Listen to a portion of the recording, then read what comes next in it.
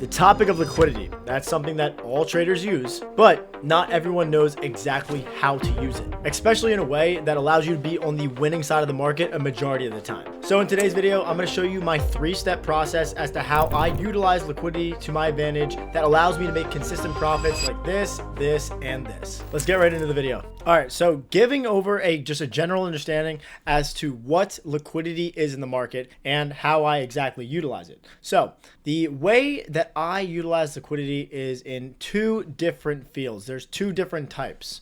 Now, the first type is a internal range liquidity pool, right? And an internal range liquidity pool is a fair value gap. Now, a fair value gap would be on certain time frames that I will be utilizing that specific liquidity pool. That fair value gap could be on the weekly time frame, or it could be on the daily, the 4-hour, the 1-hour, or the 15-minute time frame. These are the specific time frames that I'm utilizing to frame my trade executions on. So when I'm coming into the market in a specific day, what I'm specifically looking for is price to tag a weekly fair value gap, a daily fair value gap, a 4-hour, an hourly, or the 15. Now, let's say that price is trading into a weekly bullish fair value gap. Then I would be creating my weekly bias as to how I'm going to anticipate the weekly candle to form. If price is trading into a weekly bearish fair value gap, then I would anticipate price to be bearish for that week. If price is trading into a weekly bullish fair value gap, I will be anticipating price to be bullish for that week. Same thing with the daily. If price is trading into a daily bullish fair value gap, I'm anticipating bullish price action for that given day. For a bearish fair value gap on the daily, I'm anticipating the daily candle to be bearish or form an open high, low close. Now, in regards to these 3 time frames here, for the hourly and the 4-hour and the 15-minute time frame, these are the time frames that I will be utilizing for intraday setups. That will be based off of whatever I have a read from the weekly or the daily. So basically, my higher time frame bias will be formed from weekly and daily internal range liquidity pools, and then my intraday daily biases will be formed from 4-hour, hourly, or 15-minute fair value gaps. But I want to preface this as well. The 15-minute internal range liquidity pools, once price tags them, those are more so aligned with scalping executions. Now I'm actually going to show you guys something on top of what I just showed you in regards to the time frames for these liquidity pools for internal range, your alignment time frames as to what you're going to use that will help you a lot. So let's say if price trades into a weekly fair value gap, you will be looking to frame a trade for a potential swing position on the 4-hour time frame. You'll look for a market maker model to form on the 4-hour time frame. So weekly internal range liquidity pool, you are looking for a reaction out of that weekly internal range liquidity pool on the 4-hour time frame. If you have a daily internal range liquidity pool, you are looking for a reaction on the 1-hour time frame to form a 1-hour market maker buy or sell model. If you have a 4-hour internal range liquidity pool, you are looking for a 15-minute execution outside of that gap, just like this. If you have a 1-hour internal range liquidity pool, you are looking for a 5-minute execution outside of that 1-hour gap. If you have a 15-minute internal range liquidity pool, you are looking for a 1-minute execution outside of that said gap. And if I want to also throw into specifics, you guys need to screenshot this also as well, just so you have noted for later.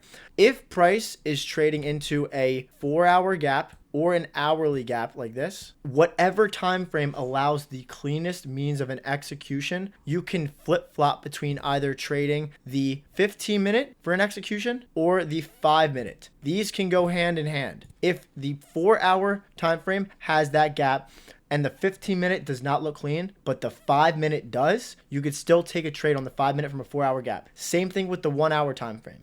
If the 1-hour time frame has a clean gap tag, but the 5-minute doesn't look good, you can take a trade on the 15-minute. This does not work on the 15-minute because it is such a smaller time frame and it's primarily used for scalping. Now, liquidity pool number 2, external range liquidity. What is external range liquidity, guys?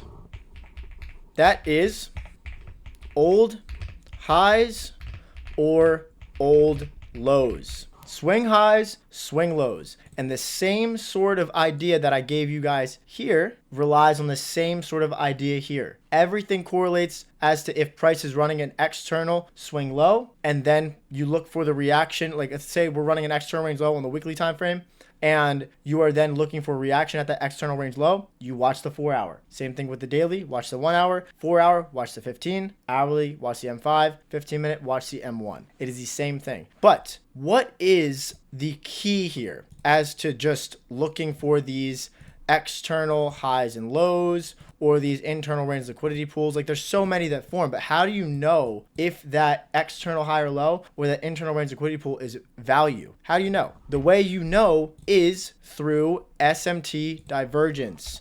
SMT divergence is the key. Once you look to see price running and tagging any of these key levels on these specific time frames, you are looking for a crack in correlation to occur at the key level, at the internal range liquidity pool, or at the external high. That is step 1, and that is step 2. The step 3 is looking for the reaction at the key levels on your aligned time frames. You are looking for the reaction on these time frames here. These are your execution. You're looking for the reaction on these specific time frames here. These are your execution time frames. The 4 hour from the weekly, the hourly from the daily, the 15 minute from the 4 hour, the M5 from the hourly, the M1 from the 15 minute. These are your execution time frames. Once you have SMT divergence occur at the internal or the external range liquidity pool. Now that you guys have like this general base foundation as to what liquidity is, the liquidity pools to look for, the time frames and the alignment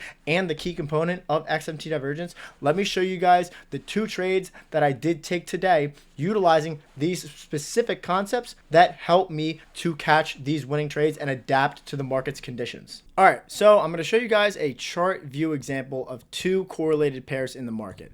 This is the Russell RTY on the left and the Dow Jones on the right YM. Now, today's day is the 25th of February, and I want you guys to look very closely here as to the specific things that I said in the last slide and bring that sort of correlation into this exact chart example and see if you could follow along with me. Now, on the Dow Jones, we had a expansion day higher, right? We had price trading higher, trending, moving from yesterday into today. It just looks like a continuation of bullish price action, right? But how is price going to continue? It is going to continue from framing trades from internal range liquidity pools or external range liquidity pools.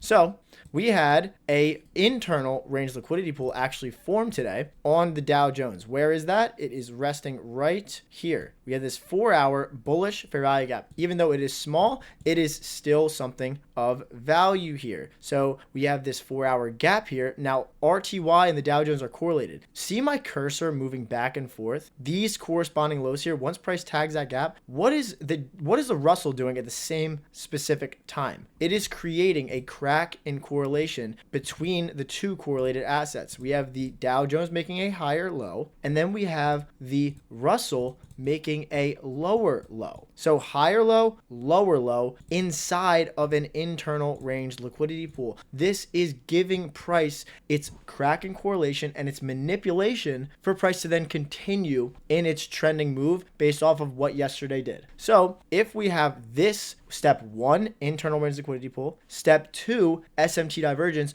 on a 4 hour time frame, what does that mean that we could do? We can look for an execution on either the 15 minute or the M5 for a possible way to get in to just target higher prices. So let's drop to our aligned lower time frames for execution and do that now. All right, so this is the 15-minute time frame on the Dow Jones on the right. And here is the 15-minute time frame on the left for the Russell. As you can see, this is the 4 hour SMT that was created once price tagged that 4 hour bullish fair value gap. You can see the higher low with the Dow Jones failing to take out the Asia lows. We have the Russell taking out those Asia lows, creating that cracking correlation. Now, we have, if we wanted to take a trade on the 15-minute time frame here, what is a key for us to look for? We have a short-term low resting right here. That is the tag of that 4 hour gap at 10 o'clock. right? We have a short-term low that gets ran by what? This specific down close candle resting right here. This here, if price closes above it, what does that create? That creates a bullish order block that could allow price to then trade higher. This would be a change in the save delivery. Why? Because the candle does something to the price delivery move. It clears out short-term low and external range low liquidity pool, while at the same time tagging that 4-hour intermediate term time frame internal range liquidity pool. So the next 15-minute candle, it closes above here. So therefore, if I was to take a long position on the 15-minute time frame, my execution would be here at that opening price of that down close candle. My stop loss would be at the candle low that got ran, and then I'm just simply targeting a 1 to 2 risk to reward, just like that. That is exactly how my trade would go. So let's play out price, see what happens. Next 15-minute candle pushes up. Next 15-minute candle trades lower, tags us. See how sensitive it is at that area in price right here? Super, super sensitive. Now, pay closely attention here as to what is price doing on this 15-minute time frame. Once we got the tag of this order block here, note also the candle lows between this candle from 11 o'clock and this candle from 11:15. What does that create here? See this lower low here? While at the same time on the Russell, what is RTY doing? It is actually making a higher low on that same 15-minute candle resting there. So we're getting more SMT divergence and more cracks in correlation after the execution is given. So once I see that, you could even refine this even more to trade either a 5-minute execution or even a 3-minute execution, which is what I did. So if I'm going to show you guys this and refine it a little bit even more, this is the exact trade that I took on the Dow Jones. But let's say you didn't take that. I'll show you my trade execution after. If you just took this 15-minute, it still would have worked out perfectly because look, price ended up hitting that take profit in 1, 2, 3 15-minute candles, just like that. 1 to 2 risk to reward, simple, easy, just like that. Now the trade that I took, I'm going to replay price even more, is I took the long position from the SMT divergence on the 3-minute time frame. Once we had that higher low set in on the Russell like that, and then we had this lower low set in on the Dow Jones like this, I saw a potential opportunity for a 5-minute breaker setup resting here, aligned with a fair value gap resting here, which was where I took my long position, just like this. This is the exact trade execution that I took with everybody, and my stop loss rested here, covering a majority with these 3-minute fair value gaps, and then my take profit was here, and I had a 1 to 2 risk to reward, just like this, having my stop loss cover these imbalances, which were enough for me because we closed above the high and we closed confirming the breaker. So my execution and my trade came in resting right there. I got the tag in. You play out price, then you see it took a little bit to get there, and as you can see, we get there, boom, just like that. 1 to 2 risk to reward. It's all about refining your executions and understanding liquidity and where price is ending up to go. This is the exact framework that I'm using to take all of my trades, how I find my draws in liquidity, how I find my framework, my narrative. If price does this, then I will do that, and it's just super simple. It's super easy for you guys to understand, and if you guys just take this and run with it, you're gonna see how this process is so repeatable and it's so easy to understand. And once you see it repeat with the repetition nonstop, you'll understand how easy trading truly could be if you just follow a couple of rules. And with that, here comes the end of the video. Test these concepts and comment below what you think. And like always, I'll see you in the next one. Deuces, everybody.